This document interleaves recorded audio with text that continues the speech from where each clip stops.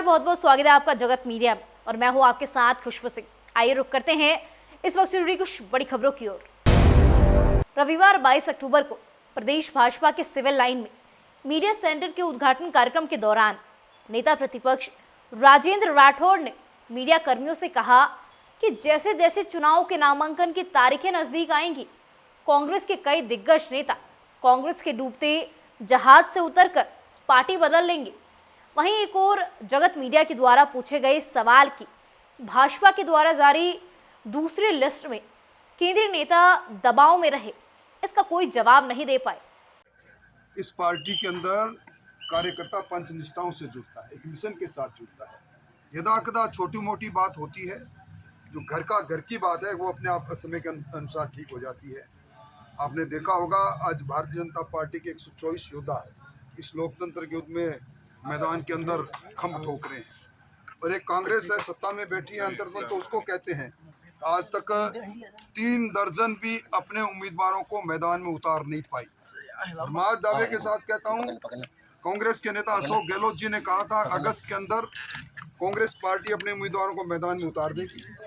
नामांकन के अंतिम 3 दिन तक कांग्रेस आपाधापी में रहेगी, उम्मीदवार उतार नहीं पाएंगे, क्योंकि जब जहाज में सुराख होता है तो समझदार आदमी कूद कर किनारा करता है।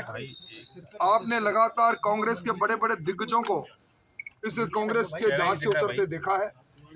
अब जो ही चुनावी युद्ध पास में आएगा, कांग्रेस के बहुत से लोग कांग्रेस के इस डूबते हुए जहाज से उतरेंगे।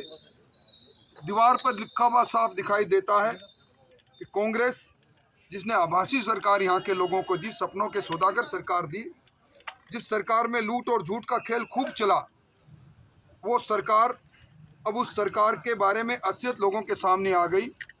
5 साल का रिपोर्ट कार्ड जब देखते हैं सरकार का, तो नील बटा नील नजर आता है।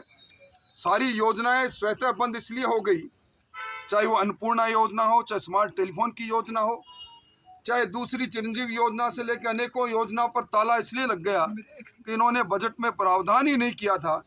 3 महीने योजना पर बजटीय प्रावधान करके आभासी सरकार ने आभास दिलाने की कोशिश जरूर की थी, और अब ये जब योजनाएं बंद हुई है तो लोगों को असली चेहरा कांग्रेस का सामने आ गया, इसलिए कांग्रेस का जाना तय है। आप तो बैक टू पेविलियन वापस चले गए और डोटासरा साहब ने बड़ा बयान दिया है कि कुछ नहीं किया, घबरा के आपने अपनी सीट बदल लिया। मैं उस सीट पर गया हूं जो आज़ादी के बाद सिर्फ 2 बार भारतीय जनता पार्टी जीती है, जिसमें 1 बार मैं जीता हूं। अब डोटासरा जी के बयान और अब तर्कस के तीर तो अब चलेंगे जब धरती पर खंदक की लड़ाई होगी। अब देखते हैं हमारा रथ रुकता है विजय का या उनका रास्ता रुकता है, अब समय बताएगा। अब बड़बोलापन अब धरती पर आएगा जब आंख से आंख मिलाकर धरातल की लड़ाई होगी, तब देखेंगे। अशोक गहलोत ओएसडी जो है लोकेश शर्मा, वो आज सचिन पायलट के आवास पे पहुंचे और बातचीत की है, काफी देर उनकी बातचीत। देखिए अब कांग्रेस की बिचारी कांग्रेस की हालत देखिए। अब कांग्रेस में कार्यकर्ता और पदाधिकारी नहीं, मुख्यमंत्री जी के ओएसडी जो एक तरह से अब तक सरकारी नुमाइंदे हैं, वो कांग्रेस की राजनीति की बात करेंगे। ये डिजाइन बॉक्स की ने चलाई जो सरकार पिछले 4 महीनों से, अब उस सरकार की असलियत भी सामने आ गई। अब विज्ञापन की सरकार को धरती पर उतरना पड़ेगा जब मालूम पड़ेगा कि धरती नीचे से कितनी खोखली है। राठौड़ साहब, सरदार शहर से मुख्यमंत्री अशोक गहलोत उतर गए, टोंक से सचिन पायलट उतर गए। इन दोनों के सामने बीजेपी ने चूंकि 124 तो डिक्लेयर कर दिया, लेकिन इन दोनों सीटों के प्रत्याशी अब तक आप तिल देखना, तिल की धार देखना, समय देखना, समय के साथ साथ इनको चुनौती देने वाले लोगों का देखना। हमारे पहलवान मालिश करके तैयार हो रहे हैं और जल्दी मैदान में कूद पड़ेंगे। सर ओएसी साहब बड़े रेसलर उतारेंगे अब इन दोनों सीटों पर। हम धरती के पुत्रों को उतारेंगे। हम उन लोगों को उतारेंगे जो बूथ पर मेरा बूथ सबसे मजबूत की बात को कहते हुए चुनाव मैदान में उतरेंगे। वसुंधरा जी का भी नाम घोषित हो गया। अब तो क्या अनहोनी बात है, वसुंधरा जी नेता है, हमारे राष्ट्रीय उपाध्यक्ष है। नहीं, अब मजबूती कितनी ज्यादा मिल जाएगी, क्योंकि तमाम जो बड़े लीडर हैं उनके नाम घोषित हो चुके हैं। मजबूती पहले से ही थी। भारतीय जनता पार्टी ने 5 साल अपने हर बूथ पर फोटोयुक्त कमेटियां तक बना डाली, पन्ना प्रमुख तक बन गए, और कांग्रेस का संगठन थैले से डोटासरा जी के थैले में डबल चेन में कैद रहा, वहां से निकला ही नहीं।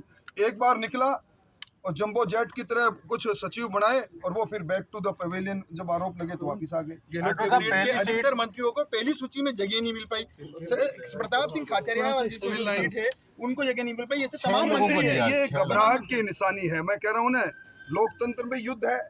युद्ध के अंदर एक तरफ सेना नायक खड़े हैं भारतीय जनता पार्टी का झंडा लेकर और दूसरी तरफ युद्ध का मैदान खाली है। आओ, युद्ध सजा हुआ है, सामने आओ ना। उनको दे रहे, कह रहे हैं, अगस्त में उतार रहे थे ना मैदान में उम्मीदवार, अब क्यों चुप क्यों हो? गहलोत साहब चुप क्यों हैं? डोटासरा जी चुप क्यों हैं? आओ, एक दिन भी क्यों जाया करते हो? मैदान में उतरो। राठौर साहब, बीजेपी की जो पहली लिस्ट आई उसमें काफी विरोध रहा, लेकिन कोई विरोध नहीं।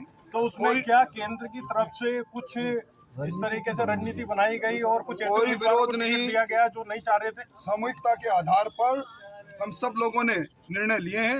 ये पार्टी सहकार, एक सबके लिए और सब एक के लिए, उस नीति पर पार्टी काम। राठौर साहब, चित्तौड़गढ़ से चंद्रबान आके कह रहे हैं कि सीपी जोशी जी ने खुंदस निकाली है, वो कोई सीपी जोशी जी ने कोई खुंदस नहीं निकाली। ये आलाकमान का फैसला है।